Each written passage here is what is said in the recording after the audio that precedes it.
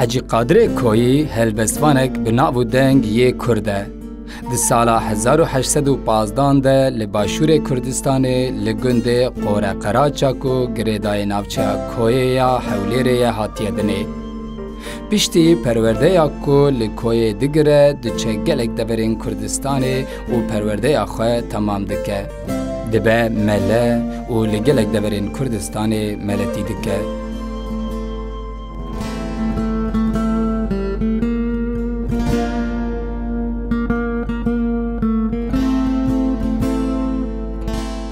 سالا 1862 دا اجازه اخوه یا دوزده علمی وردگره.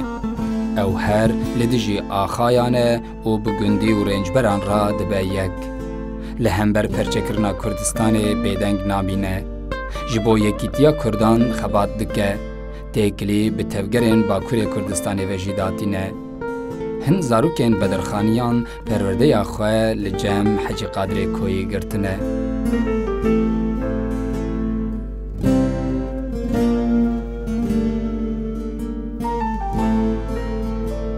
ده هلبستین حجی قادر کویی ده نتو پروری کوسا هیا کو ناوی خانی یه دویم لیته کرن.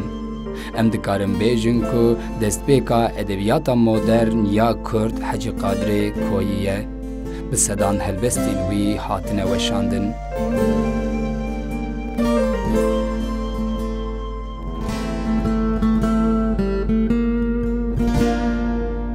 حجی قادر کویی به زاروای سورانی هلبستین خوانویسیه.